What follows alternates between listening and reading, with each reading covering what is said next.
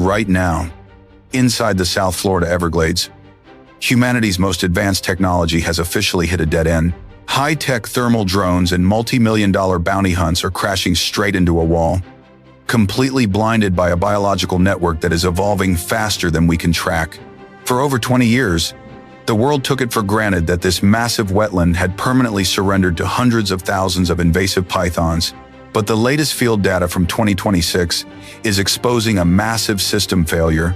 Human engineering has lost control, forcing this ancient ecosystem to silently unlock a deep, visceral counter-defense no one saw coming. To understand how we reach this point of absolute technological failure, we have to look past the surface of the swamp and examine the raw mechanics of a biological invasion that human infrastructure was never built to handle.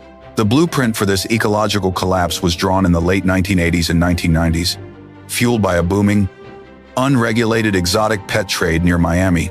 Tens of thousands of juvenile reptiles were imported annually, sold as harmless hatchlings that could fit in the palm of a hand. Most buyers completely miscalculated the biological investment, unaware that these animals would rapidly scale to over 15 feet in length and weigh well over 100 pounds. When the maintenance became impossible, a massive wave of intentional, domestic releases occurred at the geographic margins of the wetlands. Then came the catalyst. In August 1992, Hurricane Andrew ripped through South Florida as a Category 5 storm, registering sustained wind speeds that easily breached 165 miles per hour. The sheer physical destruction leveled commercial reptile breeding warehouses, instantly liberating a massive, concentrated breeding pool into a highly connected aquatic landscape. What entered the swamp was not just another predator, but a masterclass in evolutionary engineering. This species possesses specialized anatomical features designed for total sensory dominance in low-visibility environments. Linear rows of heat-sensing pits lining their jaws allow them to map warm-blooded prey by detecting thermal radiation variations as small as a fraction of a degree, operating with absolute precision in total darkness. Their cryptic, high-contrast camouflage patterns match the structural complexity of wet sawgrass and black water so perfectly that they are visually non-existent to the human eye. Yet, when wildlife management agencies deployed advanced aerial thermal imaging drones to bypass this visual camouflage, human technology suffered a profound structural defeat because these cold-blooded reptiles are ectothermic. Their core body temperature rapidly shifts to match the ambient temperature of the surrounding swamp water and vegetation. On a standard summer night, their thermal signature completely dissolves into the background environment, rendering $40,000 airborne sensors effectively blind. Mechanical decoys and scented traps failed with equal consistency because these are sit-and-wait ambush predators, relying entirely on absolute stillness and localized opportunity rather than active pursuit. The hard data collected from long-term road surveys confirms that while human intervention stagnated, the biological cost escalated exponentially. According to a landmark multi-year field study monitoring wildlife frequency along peripheral park routes, the numerical reality is staggering. In locations where the reptile density hit its peak, encounters with historically abundant small mammals didn't just dip, they vanished. Visual documentation of raccoons dropped by over 99%, while opossum sightings plummeted by nearly 98%. This was not a standard environmental decline, it was a systemic eradication. In response, local authorities turned to manual extraction programs, culminating in highly publicized public hunting competitions offering substantial cash bounties. But the math of manual removal simply does not work. Despite thousands of registration entries, the total yield during these high-intensity events rarely exceeds a few hundred individuals, a statistically irrelevant fraction of a percent of a total population, now calculated to be in the hundreds of thousands. Even the state's professional, year-round contracted removal programs, which have extracted over 20,000 snakes since 2017 at a massive public expense, are losing the war of attrition. Manual capture operates on a linear scale, while the target multiplies on an exponential curve where a single female can deposit up to 100 eggs per clutch, demonstrating that human hands cannot outpace the sheer velocity of natural reproduction. While the public conversation remains fixed on what we can physically see and count, It's a far more devastating reality is unfolding beneath the surface, one that exposes the complete blindness of our mechanical approach. Human management programs operate on a flawed premise that if you cannot catch the animal, you can at least contain the damage. But a major environmental crisis cannot be mapped purely by counting heads, especially when the threat mutates into an invisible, biological contagion. Data from the University of Florida's Institute of Food and Agricultural Sciences has exposed a secondary frontline that mechanical traps and hunters cannot touch. It is a microscopic parasite native to Southeast Asia. Commonly known as the snake lungworm, for thousands of years, Burmese pythons co-evolved alongside this organism, developing a high physiological tolerance that allows them to carry the parasite without experiencing significant physical degradation. Florida's native reptile populations, however, possess zero evolutionary history with this pathogen, leaving them with absolutely no biological defense. The mechanism of this internal destruction operates through a highly efficient, self-sustaining feedback loop. When an infected python sheds waste into the shared waterways of the swamp, the parasite eggs are consumed by local insects and invertebrates. Frogs and small amphibians feed on these insects, effectively functioning as living biological storage units. When native snake species hunt these amphibians, they unknowingly ingest a concentrated dose of larvae. Once inside the native host, these organisms migrate out of the digestive tract, boring directly through internal tissue until they reach the lungs. There, they attach, feed, and multiply exponentially. The physical consequence is brutal in its simplicity. Lungs become so dense with parasitic mass that the host suffers severe respiratory distress, rapid lethargy, and systemic weight loss. In advanced field cases documented by veterinary pathologists, native snakes literally suffocate from the inside out as their respiratory organs fail completely. This biological vector has completely broken through the geographic boundaries of the original python infestation. Long-term sampling shows that at least 18 distinct native snake species have already tested positive for the pathogen. But the most alarming discovery made by state biosecurity teams is that the lungworm no longer requires its original host to spread. The parasite has transitioned into an independent, self-sustaining transmission cycle between native species. Field researchers have now documented confirmed infections well north of the swamp, stretching all the way to the Jacksonville area hundreds of miles beyond the thermal comfort zone of the invasive pythons. This means human engineering is no longer just fighting an invasive reptile. We are facing an autonomous, subvisual pathogen. Even if a miracle technology emerged tomorrow that could instantly vaporize every single python in the state, this silent internal destruction would remain fully established, permanently rewriting the biological architecture of the continent from the inside out. As this biological warfare intensifies, a secondary and deeply unsettling variable has emerged from long-term field research, proving that the invasive population is no longer just multiplying, but actively adapting to human pressure. Field biologists conducting telemetry tracking operations for the Conservancy of Southwest Florida have uncovered a profound behavioral shift within Big Cypress National Preserve. For years, researchers relied on specific geographic corridors near roadways and public management boundaries to capture large adult reptiles. However, over multiple consecutive tracking seasons, these highly productive zones suddenly went entirely dark. Radio tag data confirmed that the animals had not vanished from the preserve. Instead, they were intentionally shifting their spatial patterns away from human-dominated infrastructure. This suggests a dangerous evolutionary bifurcation.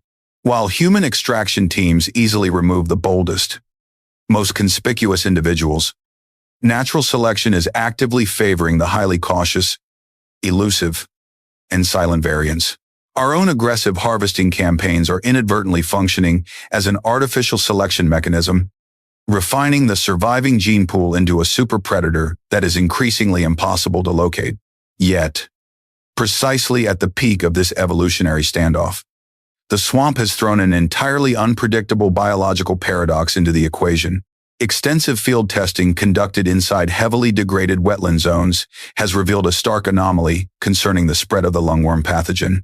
The Florida cottonmouth, a highly venomous native pit viper that shares the exact same aquatic hunting channels and diet as infected target species, has consistently returned a clean bill of health. Across hundreds of independent tissue examinations and respiratory sweeps, not a single wild cottonmouth has tested positive for the parasite. Biologists do not yet possess a definitive answer for this total immunity, but the focus has shifted toward isolating specific chemical properties within their specialized blood serum or a heightened, specialized cellular immune response. If evolutionary biologists can isolate the precise mechanism that shields the cottonmouth from this internal destruction, it will uncover a hidden master key, a natural biological defense map that could be utilized to protect other highly vulnerable endemic species before the parasite completely severs the remaining threads of the food web. Recognizing that artificial mechanical solutions had reached an absolute evolutionary dead end, conservation groups and wildlife officials made a critical, strategic pivot, initiating a decision that initially struck many critics as entirely counterintuitive. Instead of relying on human extraction, management agencies began actively breeding and introducing a massive native apex predator back into the protected zones. This was the eastern indigo snake. As the longest native snake species in North America, capable of exceeding 8 feet in length, this glossy blue-black reptile possesses a predatory blueprint, completely distinct from the constricting methods of invasive competitors. The eastern indigo relies on explosive physical acceleration and massive muscular jaw force to overpower targets. And it possesses a profound biological asset, a built-in cellular immunity to the deadly venom of native pit vipers, including rattlesnakes and copperheads. This apex predator did not historically disappear because it lost a competitive battle to an invasive species. It was pushed to functional extinction by the late 1970s due to the widespread destruction of longleaf pine forests and the collapse of gopher tortoise burrow networks, which it relies on for thermal regulation. To reverse this historic collapse, specialized captive breeding initiatives led by the Central Florida Zoo's reintroduction program, working alongside field teams at the Apalachicola Bluffs and Ravines Preserve. It spent decades reconstructing the missing biological pieces. In late 2023, this massive multi-generational environmental investment yielded a critical milestone. Field trail cameras captured definitive visual confirmation of wild-born eastern indigo hatchlings moving through the restored habitats. This represented the first verified instance of autonomous wild reproduction for the species in roughly half a century. This hard evidence confirmed that a native apex predator was no longer just surviving as isolated, laboratory-raised individuals, but was actively re-establishing a self-sustaining breeding matrix capable of reclaiming its ancestral role at the top of the food web. At the exact same time this native reptile was anchoring its return, remote trail monitoring networks farther south documented a series of aggressive behavioral adaptations that shattered the long-standing belief that native wildlife could only exist as passive victims. Automated buoy camera arrays inside Big Cypress National Preserve captured a highly rare, structurally significant event. A radio-tagged invasive python successfully targeted, combated, and killed by a native bobcat that was roughly half its physical size. Follow-up field data confirmed a widening pattern of active predation, showing that established native predators, including adult alligators, are systematically modifying their hunting tactics to exploit vulnerable windows in the invasive species life cycle. Native mammalian and reptilian carnivores are now deliberately ambushing large snakes immediately after they consume heavy meals, catching them at precise moments when their digestive processes render them physically sluggish, heavily weighed down, and physiologically unable to deploy defensive countermeasures. This does not mean the overarching biological crisis is fully resolved, as the sheer numerical advantage still favors the invasive population, but it provides undeniable physical proof that the ecological relationship has broken out of its one-directional pattern. The native collective is fighting back.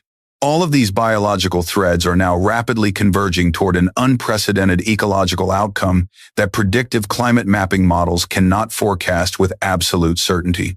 As the global temperature average continues to climb, shifting subtropical boundaries farther north, the geographical range of the invasive python is expanding proportionally along the state's major interior river corridors and drainage canals. Concurrently, the newly established wild reproducing populations of the eastern indigo snake are spreading outward from their ancestral restoration nodes in the panhandle. Spatial distribution data indicates that these two multi-species perimeters are moving directly toward a massive, inevitable territorial intersection. This imminent overlap will force two radically distinct apex predators into direct, daily competition for the exact same trophic resources, effectively transforming the upper regions of the peninsula into an active evolutionary crucible. But this meeting point is heavily complicated by the parallel migration of the subvisual pathogen. Predictive tracking maps show that the independent transmission cycle of the lungworm parasite is advancing northward at a significantly faster velocity than the reptiles themselves, raising the distinct possibility that expanding eastern indigo populations will encounter heavily contaminated aquatic environments before field researchers fully understand whether the species carries any inherent biological resistance to the internal destruction. What the cumulative data ultimately reveals is not a clean humanitarian triumph or the complete collapse of an ecosystem. It exposes a landscape under monumental biological stress, permanently altering its native composition to survive a multi-front threat. The aftermath is not an empty, a quiet swamp, but a hyper-accelerated arena of natural selection where human engineering has lost its grip and the wild has taken total control of its own evolutionary destiny. If you want to follow the absolute front line of these unfolding wildlife shifts across the United States, hit the subscribe button right now. What do you think happens next when these two expanding predator lines permanently collide? Let us know your hypothesis in the comments below.